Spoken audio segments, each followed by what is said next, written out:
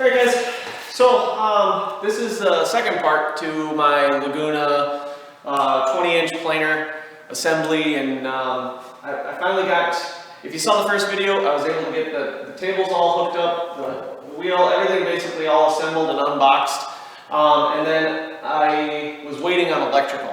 I finally heard back from my electrician, and we got it all hooked up. And first impressions here, this thing is quiet. I would say my dust collector is probably louder than it. Anyways, so I got it all together here, and wanted to show you how it performs, how it runs, kind of give you an idea of what it sounds like, how loud it is, and the finished quality. The camera's probably not going to pick up what the board looks like when it's all done, but I can kind of give you an idea of what I see, and we can go from there. So I'm going to start up my dust collector here, and then we'll get this thing cranked up and send the board through.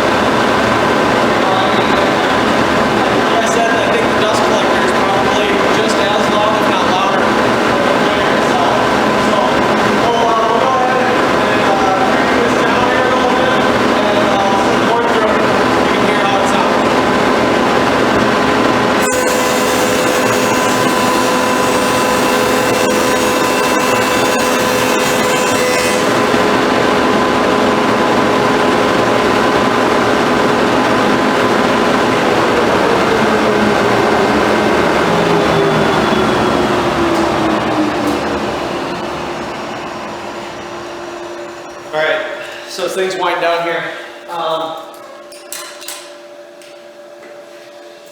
so this is a butcher block countertop that it's made out of maple. The finished quality on this is so smooth. There's really barely any noticeable marks. There is a little bit of snipe here. I've got about 3.5 inches of snipe on the ends. That's probably something that I can adjust just in raising the tables here a little bit. I think I just need to do a little bit more adjustment. So I think that's more on me than on my setup versus the actual planer itself. So again, this is among the first times I've been using it, so I haven't really tweaked it since I set these tables up. So I did want to make one mention here, aside from the snipe, there are some very, very fine lines that go perpendicular, that go across the board this way as it goes through. I believe that is from the pressure of the in-feed roller. It could be the outfeed roller too. I think they both have grooves to grip the wood to push it through. It's nothing that can't be sanded out. I would try and show you on the video, but it really wouldn't come through. And I tried to apply some stain or some sort of finish or something, but if you do apply stain or do like a lacquer or a clear coat over the top of this, you will see those lines. So you're definitely going to want to sand it. This is not ready for finish. You're going to want to sand this down just to eliminate those markings. So finished quality on this is really good. I'm really pleased with that so far. The only issue I have with the machine here really lies within the digital readout. There is the scale here on the side, which you have metric, and then you have tenths of an inch increments. But the digital readout itself, it works once you're set up.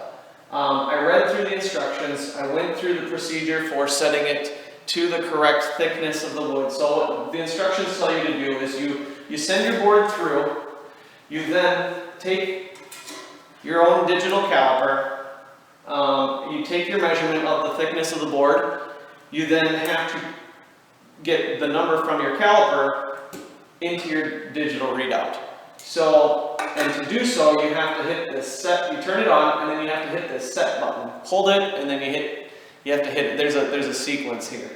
You're basically putting this number in here by hitting the set button a bunch of times, which is fine. Okay, I can get that. I can get there. The problem that I have is if you turn it off, if you turn the digital readout off, it clears it. It clears your setting. This just runs off of a small little, it's like a little watch battery, similar to any other digital caliper that you would have. But my digital caliper, I don't even know what brand this is, it's something. This turns off on its own after like 30 seconds or a minute or something like that. This one, I have yet to see this turn off. So, unless these batteries last a really long time, this is probably not something I'm going to use, because this battery, I'm sure, is going to die in a day or two. I don't know how the longevity of it, but I can't imagine it would last very long, especially if you can't turn it off. It just doesn't make sense. This, to me, is something that needs to improve. If you're going to advertise this machine as having a digital readout, you need to have a way to turn this off, or you need to have a way to have it save what you input, have it keep the reading that you have it set at.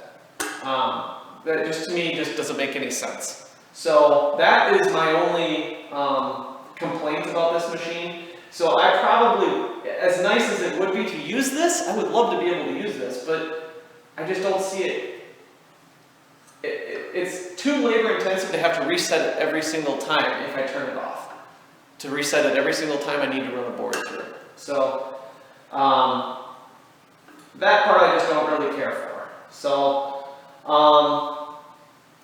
overall, though, outside of the digital readout, I love this machine. This is awesome. I am going to have to do a little bit of adjustment here so I can get rid of this snipe. And I might play around with the feed rate. There's two different settings. You can do 20 feet per minute, or you can do 16 feet per minute. I'm going to see if that changes up the cut quality at all. I think I have it set at 20. I'm sure there's probably different woods that would respond differently to the higher or the lower speed rate or feed rate. So, yeah, apologize, my phone keeps going off here. But I have a couple cutting boards that I need to send through here that are going to push this to its limits. So I am really excited to get this tuned in and ready for use. So. Thanks again, guys. I don't really have much else, but if you have any questions or have any comments to help me, I'd love to hear it. Thanks, guys.